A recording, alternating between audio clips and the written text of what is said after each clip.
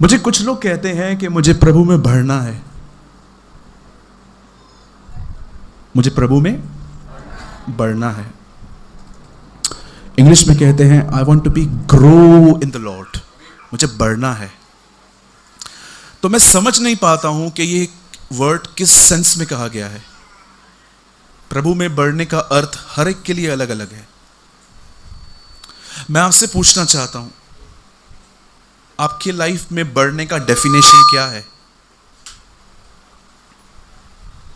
जहां तक मैं जानता हूं, कुछ लोगों को लगता है वचनों को मेमोराइज करना बढ़ना है। पहले मुझे बाइबल नहीं पता थी, लेकिन अब मुझे बाइबल के बहुत सारे वचन पता हैं विथ नंबर्स। ठीक है, ये गलत नहीं है, इसे भी बढ़ना कहते हैं। नया नया व्यक्ति इसमें ही बढ़ता है। लेकिन आप में से जितने लोग पुराने हैं, जिनका पानी का बपतिस्मा हो चुका है, you are baptised in the name of the Father, Son and the Holy Spirit, आप में से जितनों का बपतिस्मा हो चुका है, अब मैं उनसे जानना चाहता हूं आपका डेफिनेशन क्या है।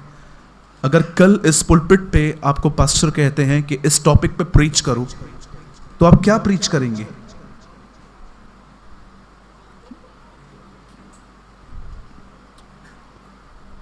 जहां तक मैं जानता हूं, जिस व्यक्ति का कोई लक्ष्य नहीं है, वो आदमी कभी बढ़ नहीं सकता।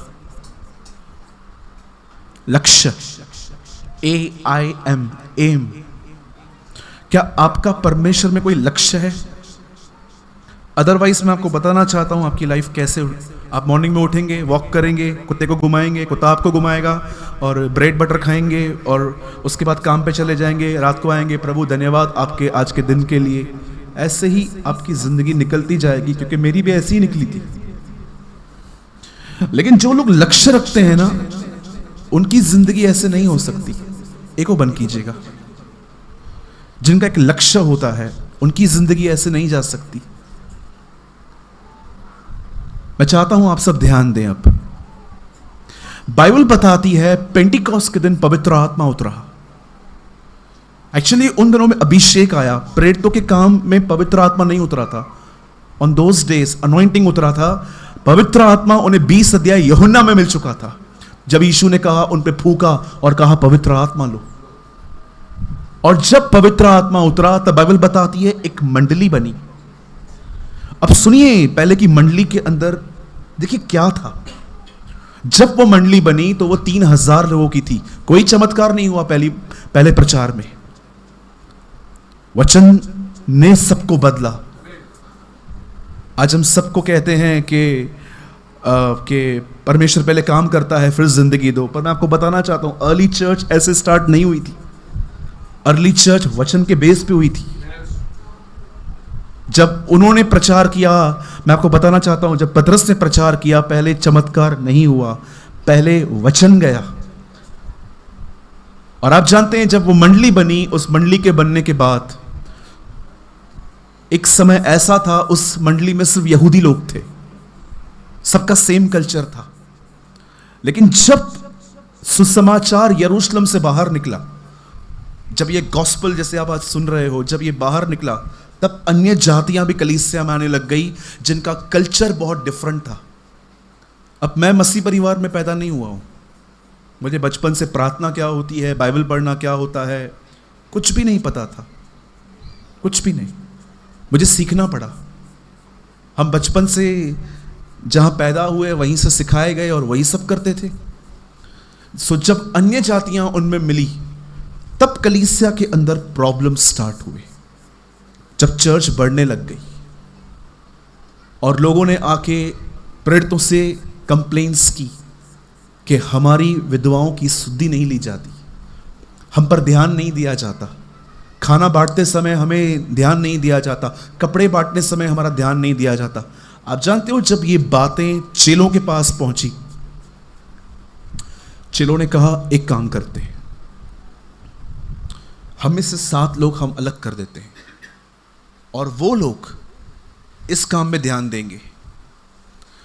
मैं आपको बताना चाहता हूं, प्रभु की कलीसिया में सबसे पहली मौत एक खाना पकाने वाले की हुई है, स्टीफन।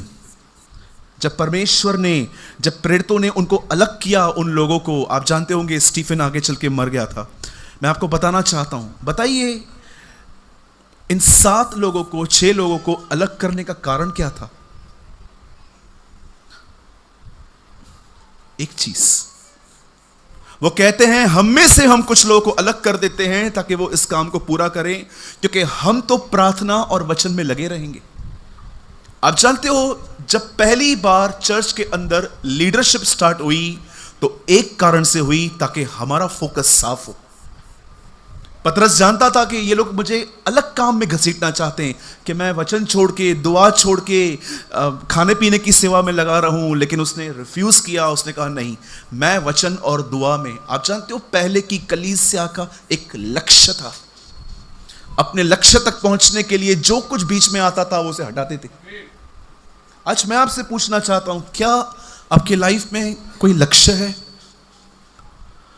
पॉल कहता है बहुत सारे काम है मेरे पास, लेकिन एक काम मैं रोज करता हूं, जो बातें हो गई उन्हें छोड़कर मैं आगे की ओर दौड़ता हूं। आप जानते हो, उसका एक लक्ष्य था। चलो मैं एक सवाल पूछता हूं आपसे, कितने लोग शादी में गए हैं आज तक? कभी एक तो शादी आपने अटेंड की होगी। Come on lift your hand. जरूर की होगी, राइट? बताइए, जब आप शादी में जाते हैं तो आप क्या करते हैं वहां जाके? मतलब आपका ध्यान कहां कहां जाता है? बहनों का तो दूसरी बहनों के ड्रेसेस में ही जाता होगा, आपका छोड़ ही दो। आपका खाना, हम लोग खाना देखते हैं भाई। लोग ईमानदार बनो भाई, मैं अकेला बदनाम नहीं हूं, आप भी बोलो ये मैं हूं। हम जाते हैं वहां पर, खाना देखते हैं, खाना क्या क्या है। सब खाने के बाद हम अपने भाई से पूछते हैं तूने कुछ छोड़ा तो नहीं? हाँ, उधर डोसा बाकी है, वो भी लेके आता हूं। खा लेते हैं सब। जब खाने और ड्रेसेस से ध्यान हटता है, तब हम उस जोड़े को देख लेते हैं जिसके लिए हम गए थे। फिर हम बोलते हैं अरे शादी तो इनकी है। Come on, be honest. होता है ऐसा? कभी तो हुआ होगा। अब मुझे बताइए, जब यीशु शादी में गए और उनकी मां ने उनको कहा दाखरस खत्म हो गया है, तब यीशु को कहना चाहिए ना बनाऊंगा या ना बनाऊंगा। अब जानते हो यीशु ने क्या कहा? My hour has not come. मेरा समय नहीं है। कौन सा समय? 17 अध्याय यूहन्ना में लिखा है, यीशु दुआ के समय कहता है देख पिता, समय आ पहुंचा है। आप बिलीव कर सकते हैं, शादी के माहौल में भी यीशु मसीह जानते थे कि उनका जन्म मरने के लिए हुआ है। What a man! जो सेलिब्रेशन में भी जानता है कि मुझे क्यों भेजा गया है। क्या हम इतने अपने एम से जुड़े हुए हैं? क्या आपका कोई लक्ष्य है? अदरवाइज मैं आपको कहना चाहता हूं, कल अगर इस कलीसिया में चमत्कार नहीं होगा तो आप किसी बाजू वाली कलीसिया में चले जाओगे, फिर वहां नहीं होगा तो कहीं और चले जाओगे, चर्च टू चर्च घूमते रहोगे, बिकॉज यू हैव नो गोल। आप जानते हैं, कुछ लोग चर्च टू चर्च विजिट करते रहते हैं, वो कभी एक जगह रुक नहीं पाते। जानते हो रीजन क्या है? क्योंकि लक्ष्य नहीं है, टारगेट नहीं है। हमारे मुंबई में जब आप किसी कंपनी में जॉब करोगे तो वो आपको एक टारगेट देते हैं कि मंथली आपको इतने लोगों के पास विजिट करना है। नहीं करेंगे, घर पे बैठो। और लोग उस टारगेट के पीछे पता नहीं किधर किधर जाके घूमते हैं, क्योंकि उनको पता है जॉब सेव करनी है। अगर आपके पास लक्ष्य नहीं है तो मैं आपको वो लक्ष्य देना चाहता हूं, और उसके बाद मैं वर्ड स्टार्ट करूंगा जो बाइबल में है। जानते हो आपका लक्ष्य क्या है? ब्रदर मुझे पास्टर बनना है, सेकंड है भाई वो। ब्रदर मुझे रेवरेंड बनना है, थर्ड। ब्रदर मुझे एक हाउसवाइफ बनना है, फोर्थ। सब बाद में आता है। आपका पहला लक्ष्य है यीशु की तरह बनना। First target, to live life like Jesus. और अगर आप इसमें नहीं हो और आप मिनिस्ट्री कर रहे हो, मैं यीशु मसीह के नाम से कहता हूं, एक दिन आप प्रभु यीशु मसीह के नाम पे अनादर ले आएंगे। Trust me.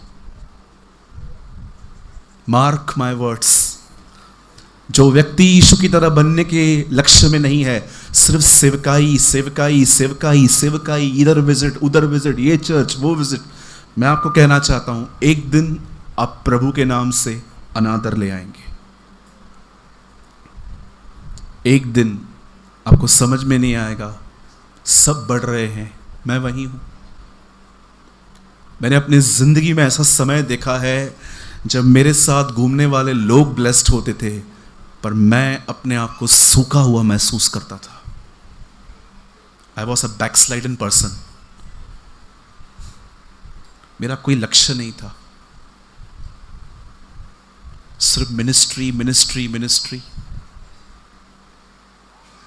मेरे भाइयों मेरी बहनों, कलीसिया को वापस आने की जरूरत है। कलीसिया को वापस अपने लक्ष्य को पहचानने की जरूरत है।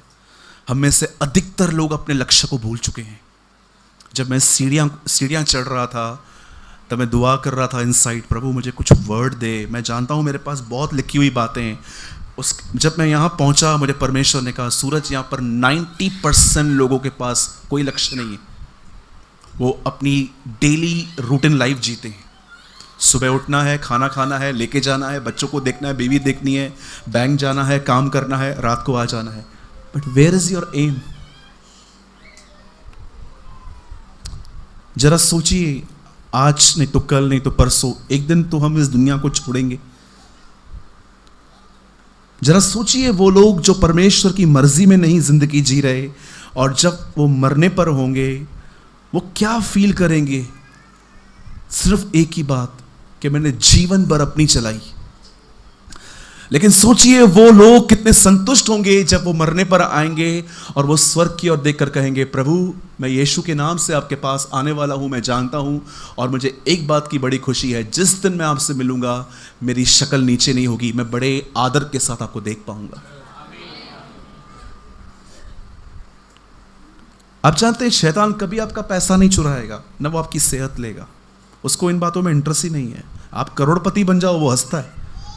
वो हमेशा उन चीजों को चुराएगा जो एटर्नल वैल्यूज रखती है।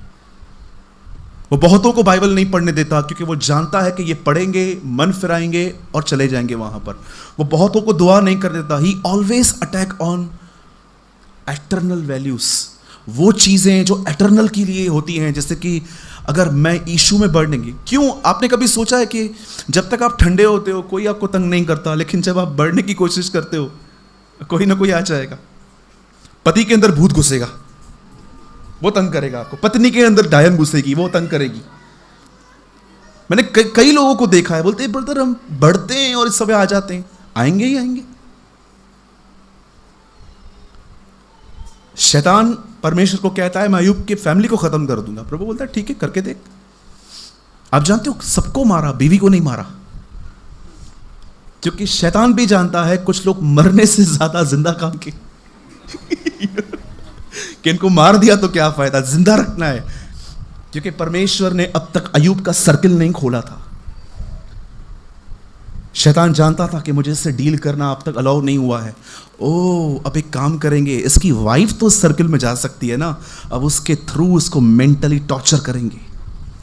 और उसकी वाइफ आके कहती है मर जा तो मर जा, गाली दे खुदा को, कोस, सब ले लिया उसने हमारा। अय्यूब कहता है मूढ़ स्त्री, प्रभु ने दिया, प्रभु ने लिया, प्रभु का नाम धन्य है। Blessed be the name of the Lord. आपको क्या लगता है, आपको डिस्टर्ब करने के लिए आपकी वाइफ को यूज नहीं किया? क्या आपके पति को यूज नहीं कर सकता? वो बिल्कुल कर सकता है।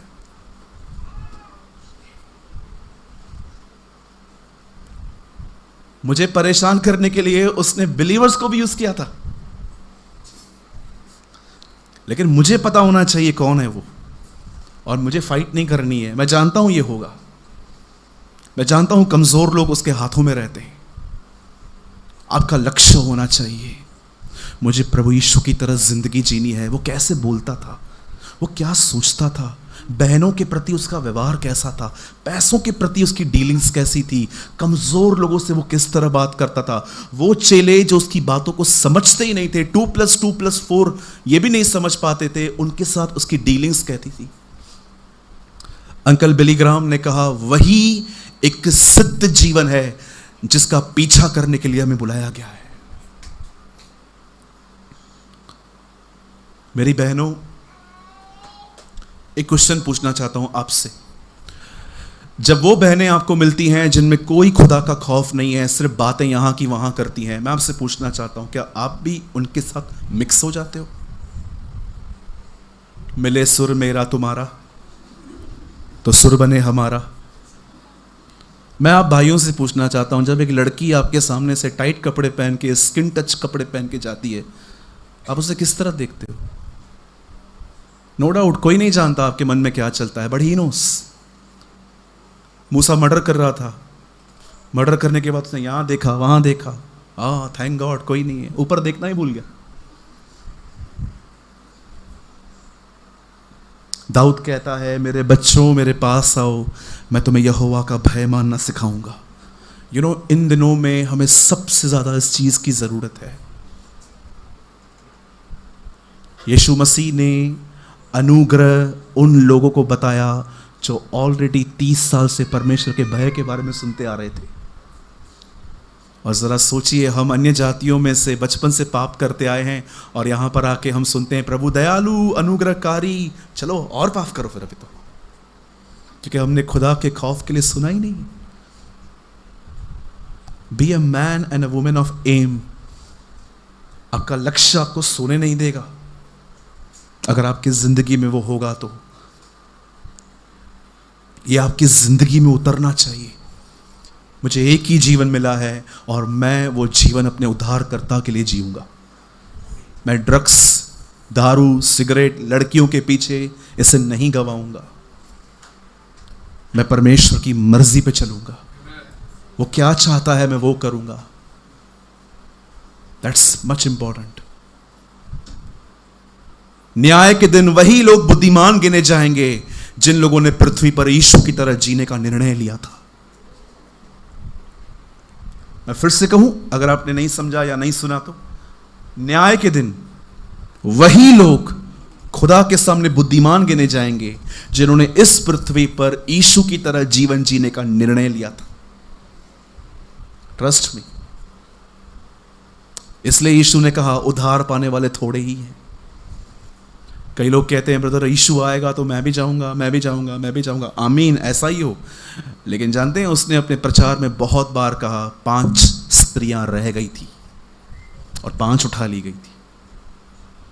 होने दीजिए कि आप उनमें हो जो दूल्हे के साथ गई, न कि उनमें जो रह गई। आइए मेरे पीछे कहिए, मेरा एक लक्ष्य है और वो लक्ष्य है यीशु की तरह जीना। यस। आप जानते हैं खुदा खुद जानता है ये पॉसिबल नहीं है। ओह, ये क्या कह दिया आपने? यस।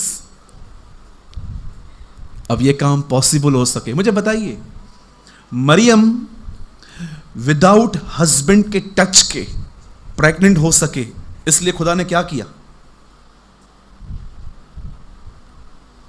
कम ऑन, पवित्र आत्मा भेजा, क्योंकि परमेश्वर जानता था इट इज इम्पॉसिबल। वैसे ही परमेश्वर जानता है कि जो स्टैंडर्ड मैंने इनके सामने रखा है, इंसान खुदा की तरह जिए, ये इम्पॉसिबल है, इसलिए उसने हम पर पवित्र आत्मा भेजा।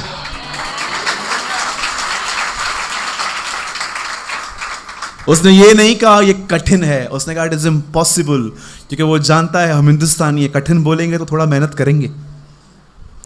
इट्स इम्पॉसिबल, इसीलिए उसने अपना आत्मा हमें दिया। वही पवित्र आत्मा जो यीशु में है, वो सेम आत्मा उसने हमें दिया। आप सोचिए, अगर ये ट्यूबलाइट निकाल के मैं यहां से आपको दूं तो क्या ये आपके घर में कम लाइट देगी? एग्जैक्टली वही देगी।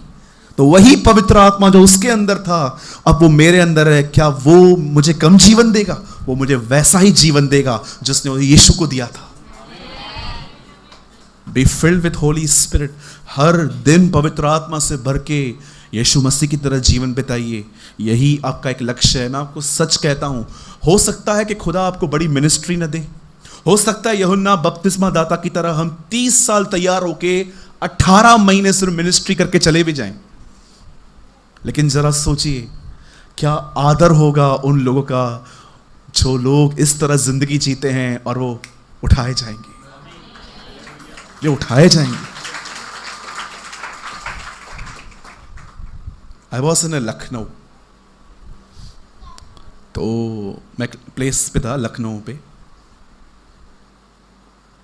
तो जिन्होंने मुझे बुलाया था, मुझे उनको देख के ऐसा लगा कि इनको अपनी टीचिंग्स में बहुत करेक्शन करने की नीड है, क्योंकि जो वचन वो खुलवा रहे थे उसको वो एक्सप्लेन ही नहीं कर रहे थे, कुछ और बता रहे थे और एकदम आउट ऑफ कॉन्टेक्स्ट था। तब मैंने उनसे एक सवाल पूछा। मैंने कहा, आदरणीय पास्टर जी, मुझे एक सवाल है आपसे। तो फिर डिस्कस हुई हमारी। तो उन्होंने मुझे बाद में कहा, प्रेमानी तुम बोलना क्या चाहते हो? मैंने उनको बोला, मैं जा रहा हूं, मैं आपको नहीं समझा सकता, मैं सिर्फ एक सवाल आपके सामने छोड़ के जा रहा हूं। बोला क्या? मैंने कहा, जो लोग आपको यहां दिख रहे हैं, क्या ये लोग आपको वहां दिखेंगे? हम हर लीडर के लिए ये सवाल है आज, सॉफ्ट स्पोकर के लिए भी आज ये सवाल है। जो लोग चर्च को डांटना ही नहीं चाहते, नहीं नहीं नहीं, चले जाएंगे चले जाएंगे चले जाएंगे। अरे एक दिन आप चले जाओगे, ये रह जाएंगे बेचारे उसका क्या होगा? यू नो, कुछ लोग बहुत सॉफ्ट स्पोकर होते, नहीं नहीं नहीं नहीं नहीं, नहीं। आप जानते हो, जैसे कि पास्टर ने प्रेयर में एक वर्ड कहा कि जब प्रभु का दास नहीं आता था तो हम लोग सोचते थे क्या हुआ, 3-3 4-4 दिन हो गए। आप जानते हो इज़राइल कैसे जानता था कि परमेश्वर ने उनको छोड़ दिया है? भजन संहिता में लिखा है, हे परमेश्वर तूने हमें क्यों छोड़ दिया? क्योंकि अब हमारे बीच में भविष्यवक्ता नहीं रहे। आप जानते हो, जब इज़राइल में प्रॉफिट नहीं आता था, उन्हें लगता था कि खुदा ने हमें छोड़ दिया है। आप जानते हो, आजकल बहुत सारे सॉफ्ट स्पोकर आ चुके हैं यूट्यूब पे, जो चर्च को बिल्कुल कुछ बोलना ही नहीं चाहते। मैं कई बार जब अपने चर्च में खड़े होकर प्रीच करता हूं, तो मेरे चर्च के एल्डर मुझे आके बोलते तेरे को करना क्या है? चर्च खाली करनी है तो सीधा बोलना, इतना तू जब प्रीच करता है तो तू डांटता है। आप बिलीव कीजिए, मुझे कई बार डांटने के बाद मुझे पता तक नहीं चलता था मैंने क्या प्रचार किया। मुझे बाद में मालूम पड़ता था, oh I am controlled by the spirit. आप जानते हो, डांट एक प्रेम है, इट्स अ लव। मैं जिनसे प्रेम करता हूं उनकी ताड़ना करता हूं, और जिन्हें पुत्र बनाता हूं उन्हें कोड़े लगाता हूं। You know, it's a love. ये परमेश्वर का प्रेम है। आज हमें सिर्फ प्रेम की जरूरत नहीं है, आज हमें डांट की भी जरूरत है। आज कई बार आप किसी को डांटो, मैं जा रहा हूं भाई, अभी उठ। वो जब बोल रहे थे ना, आज बहुत लोग जो रोते रोते आए हैं वो हंसते हंसते जाएंगे। मैं उल्टा सोच रहा था, आज कुछ लोग हंसते हंसते आए हैं, रोते रोते जाएंगे बेचारे। नहीं आई एम किडिंग, में मजाक कर रहा हूं। आप सभी हंस के जाइए यहां से। लेकिन कहने का मतलब क्या है? क्या आप परमेश्वर की डांट को पसंद करते हैं? मेरी एक बहन है मेरे चर्च में, बड़ी प्यारी बहन है, वो अभी नहीं है मेरे साथ, कहीं और जाती है वो। उन्होंने मुझे एक दिन कहा, भैया, मैंने कहा हाँ बोल बहना, मैं आपको अपनी पूरी लाइफ का अथॉरिटी देती हूं, आप जब भी मुझ में गलती देखो डांटना। अच्छा ओके। एक दिन मैंने डांटा, उसके बाद कभी नहीं दिखी है। हमारे चर्च में बच्चे भी बड़े सयाने हैं, तो कभी बुजुर्ग उनको बोलते ना, बेटा और बढ़ते रहो, तो बोलते तुम बर्दाश्त कर पाओगे? यू नो, कभी कभी हम बोलते हैं कि हमको डांटना। चलो मुझे बताओ, अगर आपके गुरु पास्टर आपको डांट रहे हैं तो क्या ये गलत है?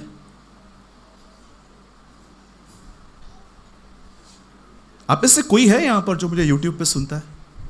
जब कोई है तो बाप रे। ओके, क्या करता हूं मैं? सिर्फ प्यार करता हूं। आज रात को एक मेरा मैसेज आ रहा है, क्या बहनें जीन्स पहन सकती हैं? आज 9:30 बजे पब्लिश होगा। मैं आप में से हर एक को कहना चाहता हूं, डांट बहुत जरूरी है। कई लोग कहते हैं आपका स्टैंडर्ड बहुत टफ है ब्रदर। अच्छा बताइए, आपके पास्टर ने कभी आपको शैतान कहा है? ए शैतान इधर आ, ऐसा बोला है? सांप के बच्चों नहीं। लोमड़ी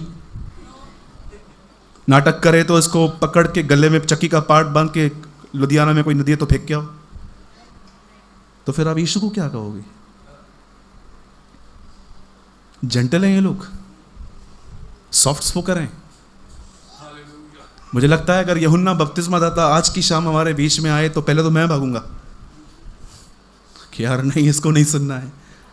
सो प्लीज सच्चाई का सामना करने की हिम्मत रखिए, ये बहुत जरूरी है। अगर आज आप सच्चाई नहीं सुनोगे, कल झूठ आपको निगल जाएगा। Trust me. अगर आज सच्चाई को नहीं जानोगे ना, देखते हैं कितनी स्ट्रेंथ टीचिंग्स आ गई हैं यूट्यूब पे, अन्य भाषा है ही नहीं। चर्च मत जाओ, प्रभु बोझ विदाउट बैप्टिज्म लो। मैं आज मॉर्निंग में पास्टर गुप्ता के चर्च में प्रीच कर रहा था, अंत के दिनों में तुम में से ऐसे लोग उठेंगे, हर दिन नए नए पाखंडपन का उद्घाटन करेंगे। सुना है आपने कभी ये वर्ड? नए नए पाखंड का उद्घाटन करेंगे एवरी सिंगल डे। और ये हो रहा है, 100% हो रहा है। बहुत लोग हैं जो पीछे हो रहे हैं खुदा से, कुछ भी सुनते हैं, किसी भी फॉरेनर को सुनेंगे और उसका इमिटेट करेंगे। नो, परमेश्वर सिर्फ गोरी चमड़ी से बात नहीं करता, वो हम हिंदुस्तानियों से भी बात करता है। हमेशा याद रखिए, परमेश्वर आपसे भी बात करता है। मैं प्रूव करूं अभी के अभी, कितने लोग को ये ख्याल आता है मॉर्निंग में उठते ही दुआ कर, ये खुदा है, इट इज गॉड।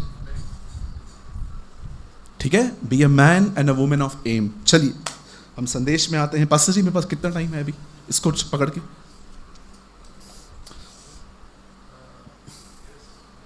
मैं तो 1 बजे तक बैठने के लिए रेडी हूं। 9 o'clock, 9:15, ठीक है, थैंक यू। चलिए मैं चाहता हूं आज की शाम आप मेरे साथ खोलें प्रेरितों के काम और उसका चैप्टर 7 जो प्रभु ने मुझे आपके लिए दिया है।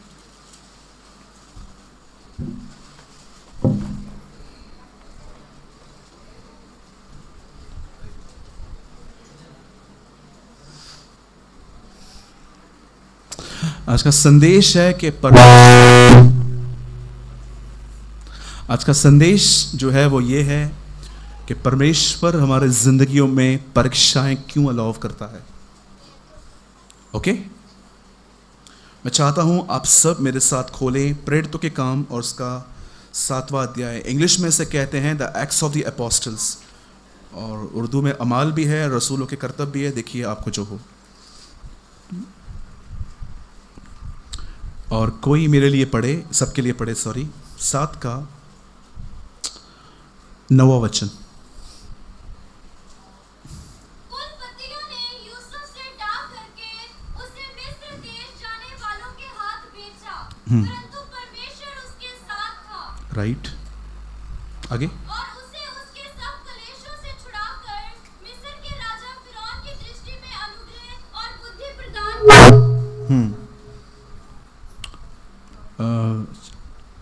बेटा 10 फिर से पढ़ो। और उसे उसके सब कलेशों से छुड़ाकर मिस्र के राजा फिरौन की दृष्टि में अनुग्रह और बुद्धि प्रदान की, और उसने उसे मिस्र पर और अपने सारे घर पर हाकिम नियुक्त किया। Okay, thank you. आइए मैं चाहता हूं आप सब ध्यान दें। लिसन, प्रतिज्ञा सिर्फ पुलपिट से नहीं आती, प्रतिज्ञा कई बार दर्शन और सपनों में भी आती है। आज हम एक ऐसे लड़के के बारे में पढ़ रहे हैं जिसे को कोई प्रचार नहीं सुना था उसने। आप जानते हो यूसुफ वो लड़का नहीं था जिसको प्रतिज्ञा बाइबल में से या कलीसिया के एक पास्टर से मिली थी। उसे प्रतिज्ञा परमेश्वर ने दी थी, वो भी ड्रीम्स में। आप में से बहुत सारे जो लोग हैं वो ड्रीम्स देखते हैं आजकल, पर याद रखिएगा एक ड्रीम अगर खुदा आपको दे रहा है तो उसे रिकन्फर्म करने के लिए खुदावन ऐसे आपको और भी ड्रीम्स दे सकता है। परमेश्वर का वचन कहता है कि यूसुफ नामक एक लड़का था। इब्राहिम से इसहाक पैदा हुआ, इसहाक ने शादी की रेबेका से, रेबेका को ट्विंस पैदा हुए, याकूब और एसाव, और हम सभी जानते हैं याकूब में से यूसुफ था। यूसुफ के अंदर एक अच्छी बात यह थी,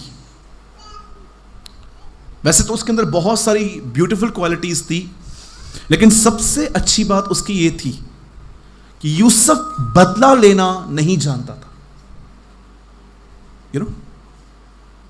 यूसुफ बैकबाइट करना नहीं जानता था। यूसुफ को पीठ के पीछे काटना नहीं आता था। मैं आपको बताना चाहता हूं परमेश्वर ने इस लड़के का ड्रीम कैसे पूरा किया। आज की शाम बाइबल बताती है कि इसने 2 ड्रीम्स देखे और दोनों ड्रीम्स में एक्चुअली खुदा ने इस पे ये रिवील किया था कि ये आने वाले दिनों में मनुष्यों में एक अच्छा पद पाएगा।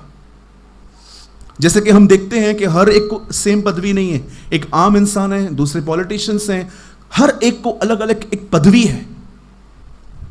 और बाइबल बताती है कि यह बात जब उसके भाइयों को पता चली तब उसके भाई उससे जलने लग गए। आज मैं सबसे पहले आपसे यह बात करना चाहता हूं, पहली चीज, आप अपने बुरा करने वालों के साथ कैसे चलते हैं। आज मोस्ट इंपॉर्टेंट थिंग है ये। उसके बाद मैं और 2 बातें आपको बताऊंगा। पहली चीज, मुझे बताइए, आप अपने उन लोगों के लिए जो आपको पसंद नहीं करते हैं, आप उनके पीठ के पीछे, सामने तो हम नहीं बोलते हैं, लेकिन पीठ के पीछे हम उनके लिए क्या बात करते हैं। आपको लगता होगा ब्रदर इट्स ओके, परमेश्वर, लेकिन याद रखिए प्रभु इन चीजों को परखता है। जब मैंने नया नया चर्च स्टार्ट किया उल्लासनगर में, तब कुछ लोग मेरे विरुद्ध थे। वो मेरे चर्च में आने वालों को फोन कर करके कुछ गलत इंफॉर्मेशंस देते थे जो सच नहीं होती थी। और जब ये खबरें मुझ तक पहुंचती थी तो मेरे अंदर मुझे बहुत दुख होता था कि ये लोग ऐसा क्यों कर रहे हैं। क्योंकि आजकल प्रॉब्लम ये है कि जब परमेश्वर का काम बढ़ता है तो उसे अन्य जाति कम, विश्वासी अधिक खराब करने की कोशिश करते। आप माने या ना माने, कई बार ऐसा होता है कि आज हम विश्वासी एक दूसरे को टांग खींचते रहते। कई पास्टर्स हैं जिनको अपनी मंडली में क्या होता है नहीं पता है, लेकिन बाजू वाले की मंडली में क्या होता है दे नो एवरी इंफॉर्मेशन। वहां कितने लोगों ने बपतिस्मा लिया, वहां पर क्या प्रचार हुआ, यहां क्या हुआ। अरे भाई तू अपना देखना। मैं एक दिन एक गाड़ी चला रहा था तो मेरे आगे से एक ट्रक गया। उस ट्रक के आगे एक ब्यूटीफुल वर्ड्स लिखे थे, तू अपना देख। क्या लिखा था? बोलो अपने बाजू वाले को, तू अपना देख। हाँ, कुछ लोग बोलेंगे भी नहीं, मुझे पता है। हर एक को अपना देखना चाहिए। खुश रहने की सबसे बड़ी चाबी भी यही है, दूसरों के जीवन में झांकने की कोशिश ही मत करें, आपको तकलीफ होगी। इधर बाजू वाले के घर में कार आती है, झगड़े हमारे घर पे होते। वो देखो उनको वो लेके दिया, उनको वो लेके दिया, मैं किधर हूं, मुझे तो कुछ भी नहीं मिला, वही तुमने कंगन दिए, वही पहन के घूमती रहती हूं। हाँ, कार बाजू वाले के घर में आएगी, झगड़े हमारे घर में होंगे। मैंने कितनी बार बॉम्बे में देखा है, पत्नियां मिलती हैं, इनको समझाओ, वही नौकरी, कुछ करते नहीं है, ये नहीं करते। मैं उनको बोलता हूं बहन दाल रोटी मिल रही है ना, चुपचाप से खाओ ना, मटन मत खाओ, कांटा घुस जाएगा। हाँ, लाइफस्टाइल लाइफस्टाइल लाइफस्टाइल। यूसुफ के भाई उससे जलते थे। यह एक बहुत बड़ी बात है कि आप अपने सताने वालों के लिए, जो आपके पीठ के पीछे कुछ बोलते रहते हैं, आप उनके लिए क्या बोलते हो। It's important. और अगर आप उनकी बुराइयां करोगे, आप उनके लिए बकबक करोगे, आप उनके लिए स्टोरीज बना के, नहीं नहीं ये तो हैं ही ऐसे, आपको पता क्या, इन्होंने शादी से स्टार्टिंग से ऐसा किया है। मैं आपको बताना चाहता हूं, शायद आपको ये वर्ड थोड़े हैरान कर सकते हैं। याद रखिए, एक व्यक्ति जो दुआ भी करता है और निंदा भी करता है, वो कभी अपने ऊपर वो अभिषेक नहीं देख पाएगा जो खुदा उसको देना चाहता है। Trust me. परमेश्वर के एक जन दूसरे के बोलने के कारण बीमार पड़ गए थे। उन्हें पता चला कि यह आदमी मेरे लिए बहुत कुछ बोलता है, और उन्होंने उन शब्दों को इतना गहराई से लिया कि वो स्ट्रेस में बीमार पड़ गए कि मेरे लिए ऐसा बोला। और जब वो अस्पताल में एडमिट हुए, एक व्यक्ति उनसे मिलने गया और उन्होंने पूछा, तुझे लगता है कि जो आदमी तुझे इतना परेशान कर रहा है वो स्वर्ग जाएगा? जानते हो उसने क्या कहा? बिल्कुल जाएगा, पर मैं उसे नहीं देख पाऊंगा। बोला क्यों? बोला वो स्वर्ग में बहुत आगे होगा, मैं बहुत पीछे रहूंगा, बहुत आगे होगा। मैं आपसे पूछना चाहता हूं कितने लोग हैं यहां पर, अब आपने दूसरों की बुराई करना बंद कर दी है, आप चुप रहते हो, होने दो जो होता है। कितने लोगों ने यह वचन पढ़ा है पुराने नियम में, बार बार प्रभु मूसा से कहता है मैंने इनका बुड़बुड़ाना सुना है, मैंने इनकी कंप्लेंट सुनी है।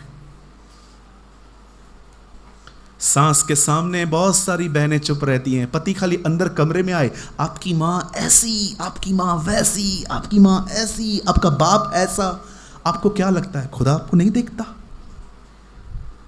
द बाइबल सेज ही जज एवरी आइडल वर्ड, वो मुंह से निकली गए हर निकम्मे शब्द का न्याय करेगा। हम ऐसे वचनों को क्यों नहीं सुनते आज?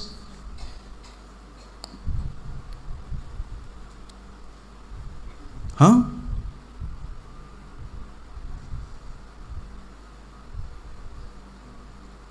किसी ने मुझसे पूछा दिल्ली में नरक कहां है?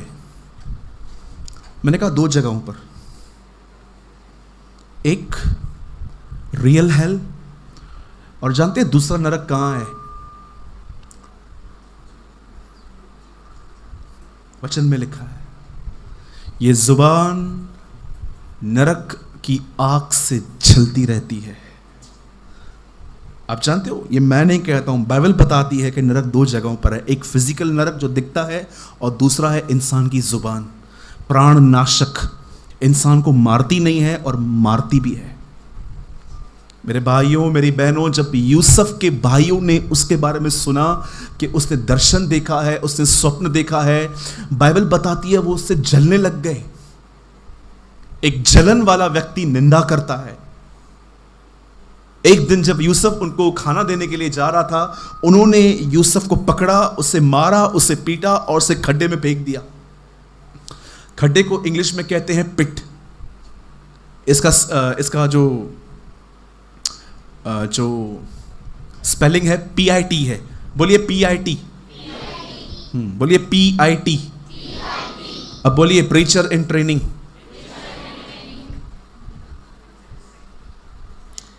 Pastor in training, profit in training. आप जानते हो खुदा आपको कई सारे लेसन्स कहां सिखाता है? खड्डे में। बहुत सारे लेसन्स वहां सीखेंगे। मैं प्रभु से कह रहा था, प्रभु आपने इज़राइल के लोगों को जंगल से क्यों लेकर आए? सूरज, उनको कनान में दानवों से लड़ना था, मैं उनको यहां पर मजबूत कर रहा था। आप जानते हो कई बार परमेश्वर आपको ऐसे अनुभव देता है, लेकिन उन अनुभवों से गुजरने के बाद आप सोने की तरह निखरते हो, चांदी की तरह आप चमकते हो। परमेश्वर का वचन कहता है उसके भाइयों ने उसे मारा और मारने के बाद उसे खड्डे में डाल दिया, और वहां पर उसके एक भाई की वजह से उसे छोड़ दिया गया और उसे बेच दिया गया। अब यूसुफ एक गुलाम बना, और गुलाम बनने के बाद बाइबल बताती है जिस घर में वो काम करता था वहां पर जो स्त्री थी वो एक ऐसी स्त्री थी जो व्यभिचार की वासना से भरी हुई थी। हर दिन आकर आप अमेज्ड हो जाएंगे, मैं आपको वर्ड्स बताऊंगा तो गंदे वर्ड्स लिखे वहां पर। मैं बहनों की प्रेजेंस में ये सारी बातें थोड़ा कंफर्टेबल फील नहीं करता हूं। आप जानते हैं वो बहन उसको क्या कहती थी? चल मेरे साथ सो। इस तरह के वर्ड्स यूज करती थी। यूसुफ हर दिन उसे कहता था, हर दिन। याद रखिए आपके जीवन में ये परीक्षाएं आती हैं। पहला, लोग आपसे जलेंगे और खुदा आपको ये देखेगा कि आप क्या करोगे। और अब दूसरी बात ये है, एक टेम्पटेशन जो हम सब फेस करते हैं, और वो है एडल्ट्री, व्यभिचार। परमेश्वर मेरा गवाह है, मैं इन बातों से बहुत बचने की कोशिश करता हूं। मैं आपसे पूछना चाहता हूं, क्या आप सेक्सुअल मैटर्स में प्योर रहते हो? जरा सोचिए।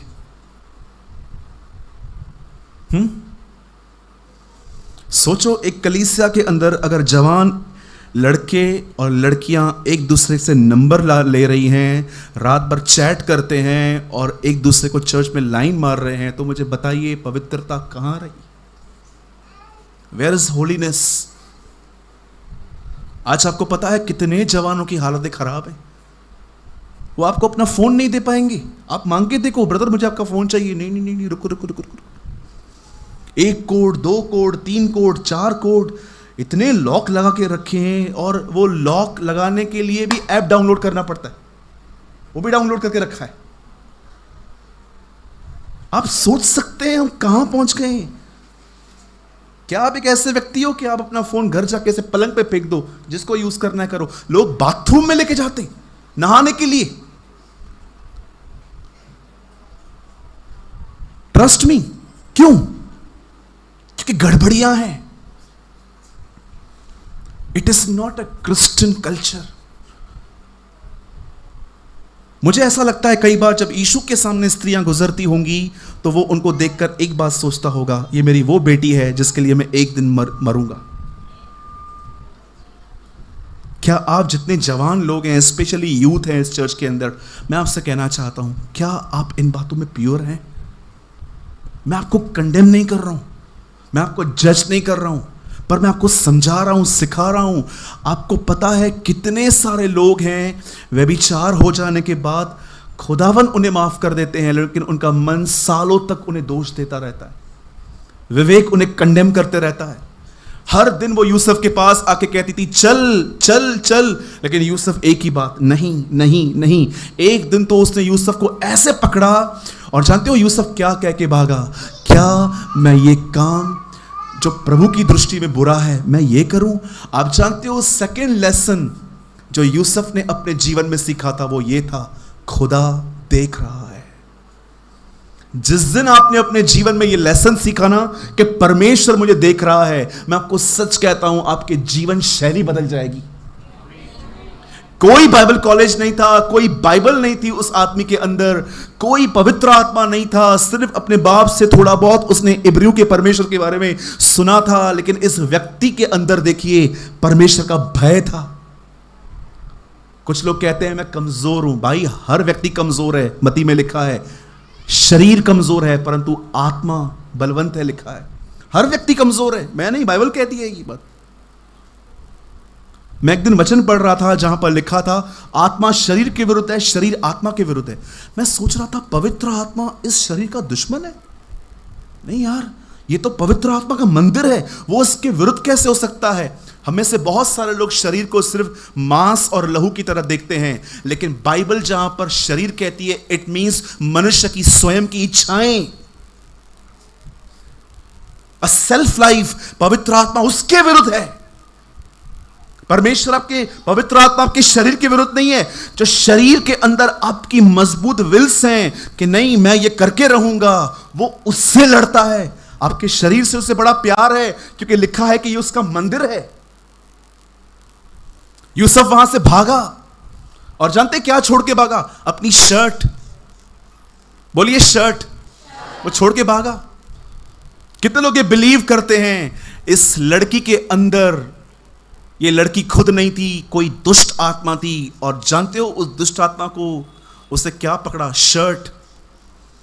आज भी दुष्ट आत्माएं, उनको आपसे प्रॉब्लम नहीं है, पर जो वो पवित्रता जो यीशु ने आपको दी है ना, वो शर्ट, मसीह के वस्त्र, वो उसको खींचना चाहती है। मेरे भाइयों मेरी बहनों, याद रखिए जब तक आप जिंदा हो, याद रखना आपके गवाही को खराब करने की बहुत कोशिश की जाएगी। कितने लोगों ने यह वचन पढ़ा है? जब प्रभु यीशु ने लाजर को मुर्दों में से जिलाया तो लिखा है यहूदी लाजर को मारना चाहते थे। परमेश्वर का काम हर बार शैतान बिगाड़ने की कोशिश करता है, लेकिन यह आपके ऊपर है कि आप उसे कैसे प्रोटेक्ट कर सकते हैं। द बाइबल सेज पहली चीज उसने फेस की जलन, और अब दूसरी चीज वो फेस कर रहा था व्यभिचार। और उसके बाद उसके ऊपर एलिगेशंस जब लग गए, वो जेल में चला गया, और जेल में जाने के बाद अब उसके सामने एक और परीक्षा आई, और वो था अकेलापन। बहुत लोग इन दिनों में अपने आप को अकेला फील करते। मदर टेरेसा ने कहा इस दुनिया का सबसे बड़ा पेन गरीबी नहीं है, अकेलापन है।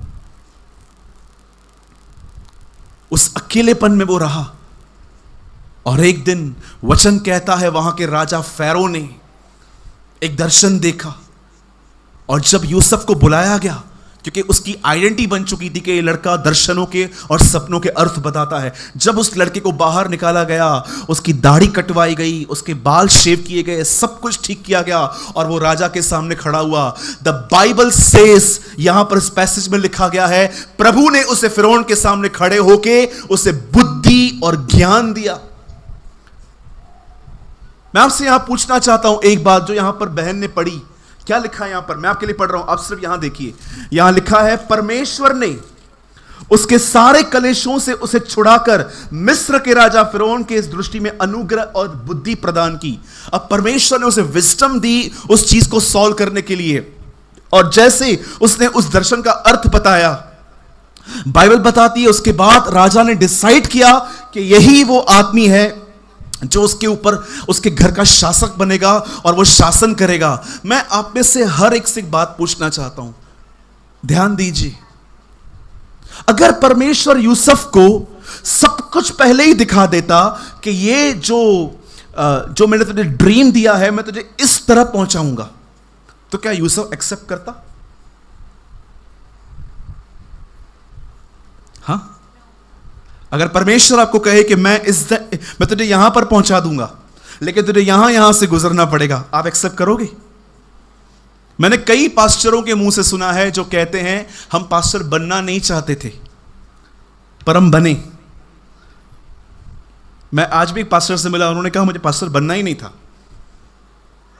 जानते हो क्यों? क्योंकि उन्होंने दूसरे पास्टर्स को देखा है कि वो कितनी तकलीफों से गुजरे हैं। अगर परमेश्वर उसे यह बता देता कि सुन, मैं तुझे वहां पहुंचा दूंगा लेकिन तुझे यहां से गुजरना होगा, तो क्या यूसुफ एक्सेप्ट करता? फिर क्यों परमेश्वर ने उसके लिए जर्नी रखी? मेरे भाइयों, मेरी बहनों, हमेशा एक बात याद रखना, परमेश्वर ने डिसाइड किया है कि वो आपको आशीष देगा, और जो आपकी जिंदगी में हो रहा है वो सिर्फ आपको उस आशीष तक पहुंचाने का एक रास्ता है। सदैव याद रखिए। 17 साल की, मुझे बताइए, अगर मैं आपके सामने ऐसे खड़ा रहूं, आप सुनोगे मुझे? 12 साल की उम्र में यीशु मसीह अगर किसी कलीसिया में जाके प्रचार करता, व्यभिचार मत करो, सब सोचते इसको अनुभव ही क्या है व्यभिचार का। लेकिन जब वही लड़का 30 साल का हुआ, मैच्योरिटी में जब उसने बात की, व्यभिचार न करो, लिखा है शास्त्री और फरीसी उसे देख रहे थे। मुझे ये वर्ड बहुत पसंद है लूका में, जहां लिखा है सब उसकी और टकटकी लगा के खड़े थे। टकटकी समझते? इट मींस अपनी चेहरे को उसे हटा नहीं पा रहे थे। क्यों? क्योंकि 12 साल का बच्चा अगर बात करता तो कौन ध्यान देता, लेकिन परमेश्वर ने 18 साल उसे मैच्योर होने दिया, उसे अनुभवी होने दिया। मैं आप में से हर एक को कहना चाहता हूं, याद रखिए, अगर आप परमेश्वर की मर्जी में जिंदगी जी रहे हो ना, आपकी जिंदगी में जो कुछ भी हो, क्या भी हो, कुछ भी हो, परमेश्वर की ओर से हो, कहां से भी हो, याद रखना हर चीज आपको आपकी डेस्टिनी पे ले जाएगी। हर चीज। सोचिए, परमेश्वर ने उसे कहा कि तू प्रधानमंत्री बनेगा, एक दिन तू एक वर्ल्ड रूलर बनेगा। प्रभु ने सबसे पहले धक्का दिया उसको भाइयों के द्वारा, फिर उसको धक्का दिया एक स्त्री के द्वारा, बाद में धक्का दिया जेल के द्वारा। आप में से कितने लोगों ने यह बात नोटिस की? हर परीक्षा उसे उसके दर्शन के और करीब ले गई। हम सोचते हैं प्रभु हमारे जिंदगी में परीक्षाएं क्यों आ रही हैं? सिंपल, वो आपको वहां ले जाना चाहता है। बच्चों, जितने बच्चे बैठे हैं सिर्फ उनसे सवाल, कभी आपने सुना है एक नया स्कूल आया है विदाउट एग्जाम पास करता है? मुझे बताओ, मैं आज भी ज्वाइन कर लूंगा, भले मैं बड़ा हूं, मेरी जो बची हुई पढ़ाई है मैं पूरी कर लूंगा। है कोई एग्जाम? आपने सुना है कभी? आप बिलीव कर सकते हो, आप 60 साल के हो जाओ तो भी खुदा आपको परखना बंद नहीं करेगा, तो भी वो आपको परखता रहेगा। 100 साल से अधिक एक व्यक्ति इब्राहिम को खुदा परख रहा था। उसका बेटा जिसने 30 साल कोई पाप नहीं किया, उससे भी सेवकाई में उतारने से पहले उसने उसको परखा। बाइबल बताती है प्राचीन जब चुने जाते तो वो परखे जाएं। तो मुझे बताइए ये कैसे हो सकता है कि विदाउट टेस्टिंग कोई उठे? आज अर्थली स्कूल्स जो होते हैं, जो हमारे संसारिक स्कूल हैं, जब वो भी बच्चों को एक नेक्स्ट ईयर में प्रमोट करते हैं तो वो कहते हैं कि एग्जाम दो, हम देखें तुम डिजर्व करते हो कि नहीं। याद रखिए जब एग्जाम आता है तो इस एग्जाम के बाद हम लोग लिफ्ट होते हैं। परीक्षा आपको लिफ्ट करने के लिए आती है, परमेश्वर। अब कुछ लोगों का यह सवाल होता है, ब्रदर आप तो बिल्कुल सही कह रहे हैं लेकिन हालत तो खराब हमारी होती है ना, उसका क्या करें? आप जानते हो क्या कारण है? कुछ लोग परीक्षाओं में से इजरायलियों की तरह क्यों निकलते हैं? उसका रीजन यह है, आप अपनी परीक्षाओं में खुदा के साथ बने नहीं रहते हो, आप अपनी परीक्षाओं से लड़ते हो, फाइट करते हो।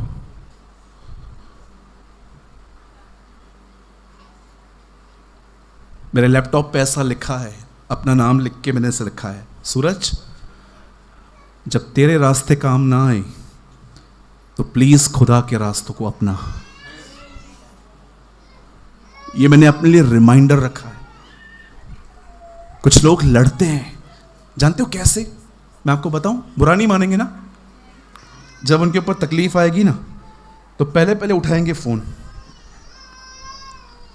पूरे शहर को बताएंगे मेरा पति कल शराब पी के आया था, आते ही झापड़ मारी, आंखें ही चमाट मारी मुझे, ये हो गया अभी जिनको बताना था। फिर कॉल किसी और के पास जाएगा, आप कैसे हो? मैं ठीक हूं, आपका पति कैसा है? मेरा, लेकिन मेरा ठीक नहीं है, बेवड़ा है एक नंबर का, पी के आया, कल मारा, अभी ये हो गया। फिर पास्टर सलीम को कॉल जाएगा, पास्टर जी घर पे प्रार्थना करने के लिए आओ। पास्टर बोलेंगे क्या हुआ मेरी बहन, 2 दिन से तेरे लिए तो प्रार्थना कर रहा हूँ। नहीं आप हमारे घर पे आ जाओ, मेरे पति ने मुझे मारा है, ये हो गया। फिर जाएगा फोन माँ के पास, माँ मैं आऊँ घर? क्यों, क्या हो गया बेटा? दारू पी के मुझे मारा है। पूरे लुधियाना को बताएंगे और फिर जानते हो लास्ट में क्या करेंगे? अब एक काम करते, अब दुआ कर लेते।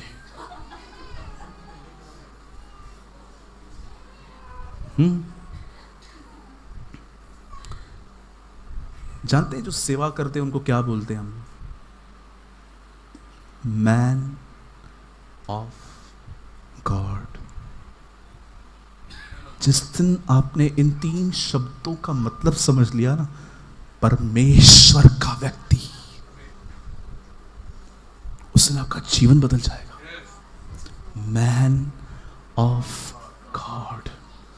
अपने पास्टर को छोड़ो, उसको खुदा के करीब जाने दो, उसको बांध के मत रखो, वो खुद जाएगा ना तो आपको भी ले जाएगा।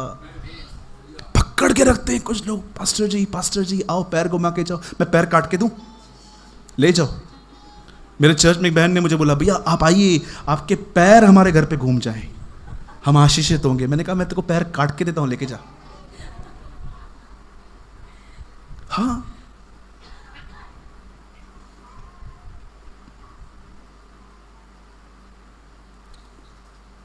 और यूसुफ वहां का प्रधान बना,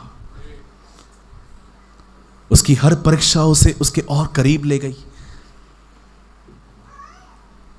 मैं आपको एक सत्य घटना बताता हूं। अप्रैल में मुझे कोविड पॉजिटिव पाया गया। मैं बहुत बेकार कोविड हुई थी मुझे, पंजाब आना था मुझे, पास्टर जी को ये बात पता है। मेरे प्रोग्राम से 1 हफ्ता पहले मैं कोविड पॉजिटिव पाया गया। मुझे आज भी ब्रीथ लेने में तकलीफ होती है। मैं आज भी अपने पॉकेट में इनहेलर लेके घूमता हूँ। जब मैं पॉजिटिव हुआ, मेरी माँ पॉजिटिव हुई, मेरी बहनें पॉजिटिव हुई, मेरे छोटा नेफ्यू पॉजिटिव हुआ, मेरे फादर पॉजिटिव हो गए। हम सब अपने अपने कमरों में बंद थे। खाना एक जगह पे रख के जाते थे और दूसरा उठा लेता था वहाँ से, एक दूसरे के कमरे में। मैं कई दिन तक अपने माँ से नहीं मिल पाया। मैं उन दिनों में पटियाला आया। जब मैं वापस आया तो मुझे पता चला कि जो मेरे ब्रदर इन लॉ हैं वो काफ़ी सीरियस हो गए हैं। मेरी बड़ी बहन के पति 40 इयर्स के थे वो। और एक दिन जब मुझे पता चला कि डॉक्टर्स ने उनका वेंटिलेटर बंद कर दिया था और उनकी डेथ हो गई, तब मैं बहुत टूट गया। 5 मिनट के लिए मुझे ऐसा लगा कि मैं सेवा भी छोड़ दूं, मैं एक नॉर्मल चर्च, मैंने खुदा को छोड़ने के लिए कभी नहीं सोचा, लेकिन मैं अपने आप में सोच रहा था कि नहीं, क्योंकि मैं अपने घर के अंदर जो माहौल देख रहा था वो मुझे काट रहा था। एक 12 साल का बच्चा है उसका, वो रो रहा था, सर पे दीवारें मार रहा था। एक बहन जो विडो हो गई। जब मैं ये सारा माहौल में देख रहा था, कई दिन मैंने दुआ नहीं की, मैं चुपचाप रहता था, मैं अपने सेंसेस में नहीं होता था। मैंने 5 या 6 दिन मिनिस्ट्री भी नहीं की, मैंने किसको कुछ भी नहीं बताया, मैं चुप रहा, मैं शांत रहा। मैंने जस्ट पोस्ट कर दी फेसबुक पे, क्योंकि मैं वहाँ पर थोड़ा, मेरी मिनिस्ट्री थोड़ी एक्टिव है वहाँ पर। मैंने वहाँ पर लिख दिया आई एम बिजी। आप जानते हैं 4-5 दिन के बाद जब उनकी मौत हुई, 4-5 दिन के बाद मैंने स्लोली अपनी प्रेयर लाइफ कवर की। मैंने दुआ की, मैंने वचन पढ़ा, मैं वापस प्रभु के लिए गीत गाने लगा। आप बिलीव करें,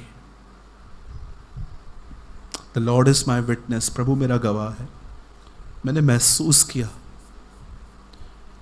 मैं अपनी परीक्षाओं में खुदा के कभी करीब नहीं जा पाया, लेकिन वो इतना दयालु है कि वो मेरी परीक्षाओं में वो मेरे करीब आया था।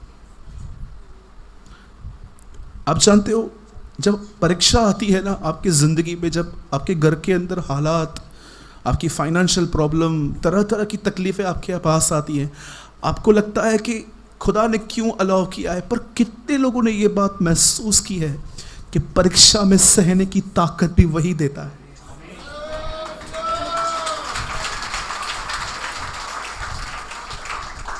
कभी आपने सोचा है, इतना फेस करने के बाद भी आपने आज तक आप कभी ड्राइव नहीं हुए हो, आपने आज तक कभी मूर्ति पूजा नहीं की है, आज तक आप ईमान में कहते हो कि यस वो मेरा खुदा है, ये बोलने के लिए ग्रेस किसने दिया। हर हम उस चीज़ को ब्लेसिंग कहते हैं। ये पास्टर कार चला रहा है, वो बिलीवर कार चला रहा है, उसके बच्चे अब्रॉड में पढ़ाई करते हैं।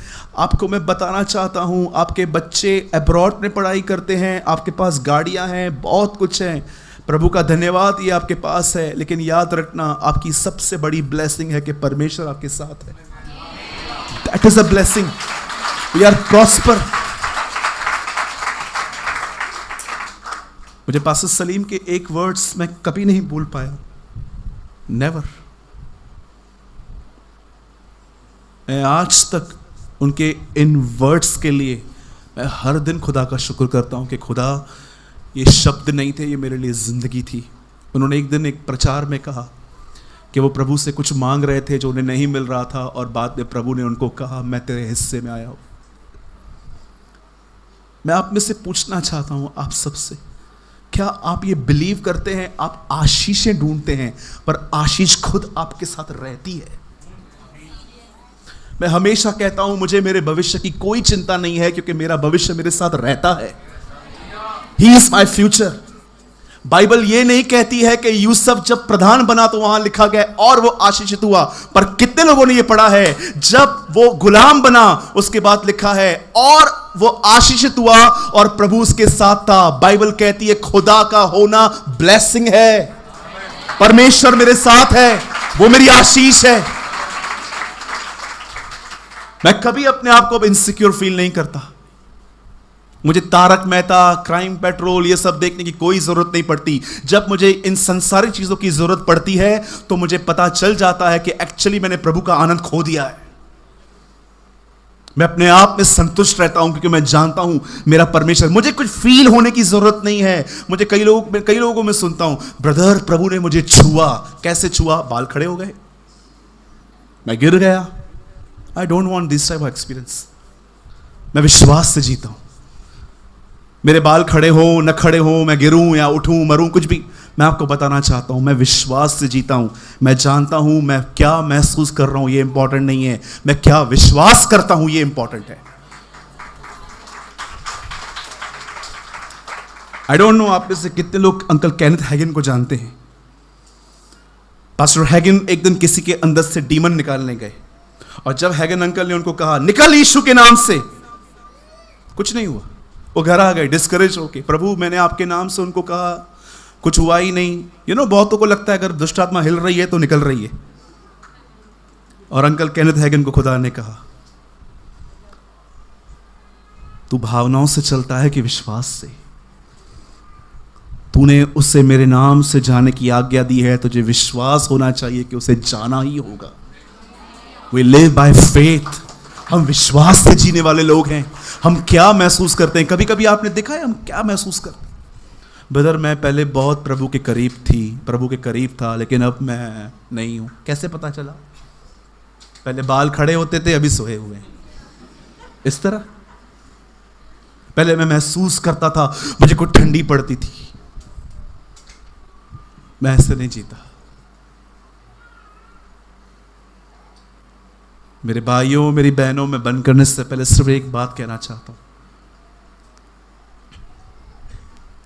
जब भी आपकी जिंदगी में कोई परीक्षा आए, आपने कुछ गलत नहीं किया है फिर भी आपके ऊपर तकलीफें हैं, याद रखिए, और अगर आपको यीशु के लिए सताया जाए, oh you are a blessed one. अब आशीषित हैं, you are a blessed one. चलिए मैं बंद करने से पहले एक बहुत अच्छी बात बता के आपको बंद कर रहा हूं। आप में से कुछ लोग सिर्फ कार बंगले गाड़ी को ब्लेसिंग समझते हैं, उनके लिए विशेष है। आप कितने लोग ये बात जानते हैं, अगर कोई आपको इसलिए गाली दे, डांटे, गंदा कहे, आपका नाम खराब करे क्योंकि आपने यीशु को अपनाया है, तो आप जानते हैं उनके ये सारे काम आपके लिए ब्लेसिंग है। हाँ, कितने लोगों ने ये वर्ड सुना है धन्य? जैसे हिंदी में हम कहते हैं धन्य, इंग्लिश में कहते हैं ब्लेसेड, और उर्दू में आया है मुबारक। धन्य हो तुम जब मेरे कारण सताए जाओ। आप जानते हो खुदा के नाम के कारण सताया जाना एक ब्लेसिंग है, एक आशीष है। जब भी कोई आपको कुछ बोलता है, अरे आपने तो धर्म बदल दिया, आपको तो पैसा मिला है, मैं उनको बोलता हूं पैसा मिला नहीं है, उल्टा थैली घूमती है, डालना पड़ता है। कुछ लोग बोलते हैं पैसा मिला है, तो पैसा मिला नहीं है, उल्टा मिले तो मुझे चलो। कितने और भाई लोग हैं अगर पैसा मिलता है तो लेने चलेंगे, मैं पहले जाऊंगा, और कोई मेरे साथ 2 3। आहिस्ते ऐसे हाथ क्यों उठाते हो? मतलब पहले मैं बेईमान बनूं फिर बनोगे? मैं तो कई लोगों को बोलता हूं, बोलते पैसा मिला ना, तो बोलते हैं हाँ देखो पैसा मिला, तूने धर्म बदला है। तो मैंने उनको बोला मुझे भी एक बात बता, मिला तो नहीं है लेकिन किधर मिल रहा है? चल मैं ले चलूंगा, मैं लूंगा। तो बोलते हैं नहीं हमने तो सुना था आपको पैसा मिलता है। मैंने कहा कितना मिलता है? बोला 2 लाख रुपया। मैंने कहा एक काम कर, 2 लाख लेके दे, 1 लाख तू रखना। बात में उनको बोलता हूं 50,000 मिलेगा 25 मिलेंगे, अरे 10,000 मिलेंगे, कुछ दे, मैं परिवार को लोनावाला घुमा के लेके जाऊं, कुछ तो दे। नहीं हमने सुना था। ये रूमर्स अभी से नहीं है, ये रूमर्स उसके पुनरुत्थान से शुरू हुए हैं। जाओ और सबसे कह दो कि इसके चेले इसके शरीर को लेके भागे थे। ये अभी से नहीं है, ये बहुत पहले से है। जब यीशु जिंदा हुए थे तभी से ये बातें चल रही हैं। कई लोग आपको आके कहेंगे ओ आप तो क्रिश्चियन बन गए। हाँ चलो मैं आपसे सवाल पूछता हूं, जो नए लोग हैं, कितने लोग वो सब्जी खाते हैं, सोयाबीन खाते हैं? सब सोयाबीन? चलो बंद करो, आज से करेंगे। वो बच्ची भी बोल रही है नहीं करूंगी, करेंगे। मेरे कहने से आप सब्जी नहीं बदलते, धर्म बदलोगे? हाँ, मेरे कहने से आप सब्जी नहीं बदलते, धर्म बदलोगे? बॉम्बे में एक लड़के ने बड़ा जबरदस्त काम किया। एक लड़का था, शेव करवाने के लिए, ये रियल घटना है, शेव करवाने के लिए वो एक बार्बर शॉप पे गया। तो वो एक मसीह था, तो जो उसकी दाढ़ी काट रहा था उसको शेविंग करते करते बता रहा था, यस्सु को जानते हो, खुदा है वो सुन रहा था। शेव करते करते करते उसको बड़ा गुस्सा आ गया। उससे बोला बंद कर तेरा बंकस। आप बकवास बोलते हैं, बॉम्बे में बंकस बोलते हैं बंद कर तेरा बंकस। बोला क्यों? बोलता है तू बोलता है खुदा है खुदा है खुदा है, तक दुनिया की हालत देख क्या लगी पड़ी है। लोग सुसाइड कर रहे हैं, गरीब हैं, बीमारी में हैं, डिप्रेशन में हैं, और तू बोलता है खुदा खुदा है ही नहीं। खुदा होता तो क्या दुनिया की हालत ऐसी होती? अब ये भी आदमी बड़ा इंटेलिजेंट था जो दाढ़ी कटवा रहा था। ये बाहर से जाकर 2 ऐसे लोगों को पकड़ के लेके आया जिनकी दाढ़ियां इतनी बड़ी थी, और उनको अंदर लेके आके उस नाई को बोलता है, अरे इधर कोई नाई है क्या? बोला बेवकूफ, तो इधर ही तो खड़ा है। बोला नहीं नहीं, मेरा क्वेश्चन नहीं समझा आपने, यहां पर कोई नाई है, इनकी शेविंग कटवानी है। तो बोला अरे 5 मिनट पहले मुझसे करवा के गया। उससे बोला 3rd time I am asking, यहां कोई नाई है क्या? उसको लगा गुस्सा, उसको लगाया झापड़। बोला पागल की तरह बात कर रहा है यहां नाई के दुकान पे। बोला अगर तू नाई है तो उनकी दाढ़ियां बड़ी क्यों है? बोला ये लोग मेरे पास कभी आए थोड़ी ना है। बोला बेवकूफ, वही तो समझा रहा था, तू खुदा के पास कभी आया ही नहीं है तो तू कैसे बोल रहा है कि खुदा नहीं है? मैं आप में से यहां पर हर एक को कहना चाहता हूं, एक ही खुदा है और वो यीशु मसीह है। उसे छोड़ कोई परमेश्वर नहीं है। वो अकेला मालिक है और वो मुर्दों में से जी उठा। याद रखिएगा, यीशु मरा ये सिर्फ सुसमाचार नहीं है, यीशु जी उठा। उसके पुनरुत्थान ने उसके सुसमाचार को सामर्थ्य बनाया। प्रेरितों के काम पढ़ के देखिए, कहां पर भी ये नहीं बताया गया वो सिर्फ मरा, वो सिर्फ मरा, वो सिर्फ मरा। हर जगह पे ये बताया गया वो उसके पुनरुत्थान के गवाह थे। We are not the witness of his crucifixion, we are the witness of his resurrection. वो मुर्दों से जी उठा। बड़े परम पूज्य स्वामी संत मरे, सबकी कब्र है, एक यही है जिसकी कब्र नहीं है, वो वहां से जी उठा।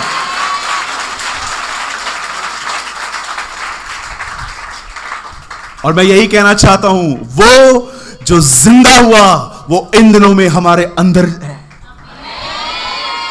पौल कहता है अन्य जातियों में उसकी महिमा का धन ये है कि वो जो मसीह, जो महिमा की आशा है, वो तुम में रहता है। He lives in us। हम वो नहीं है जो इब्राहिम की तरह है, जो खुदा का मित्र कहलाया, जिसके साथ खुदा चलता था। हम वो हैं जिनमें खुदा रहता है। याद रखिए, कितने लोग ये बात जानते हैं, आप इब्राहिम से ज्यादा आशीषित हो। मैं तुमसे कहता हूं, जो स्त्रियों से जन्मे उनमें सबसे बड़ा यूहन्ना है, लेकिन परमेश्वर के राज्य में प्रवेश करने वाला एक छोटा भी बड़े के समान है। यीशु मसीह ने कहा। कई लोग रोमन कैथलिक मुझे बोलते हैं, ब्रदर आप बोलते हो मरियम की पूजा। मैं बोलता हूं अगर मनुष्यों को ही मानना है ना तो तुम मरियम से बड़ा तो जॉन द बैप्टिस्ट है। यीशु मसीह ने उसके लिए कहा कि वो सबसे बड़ा है। मेरे भाइयों, मेरी बहनों, बंद करने से पहले मैं जिस इतना को कहना चाहता हूं, खुदा आप में है। आपको डरने की कोई जरूरत नहीं। हर परीक्षा आपको लिफ्ट करने के लिए आई है, हर परीक्षा आपको उठाने के लिए आई है। आज आपकी जिंदगी में जो कोई भी हो रहा है उसको सोच के परेशान मत होइए, उस खुदा की तरफ देखिए। लास्ट वर्ड मैं हिंदी में कह रहा हूं फिर इंग्लिश में। Last line, the Bible says run your race to looking unto Jesus. अपनी दौड़ जो तुम दौड़ रहे हो वो यीशु की तरफ देख के दौड़ो। You will be blessed. Thank you.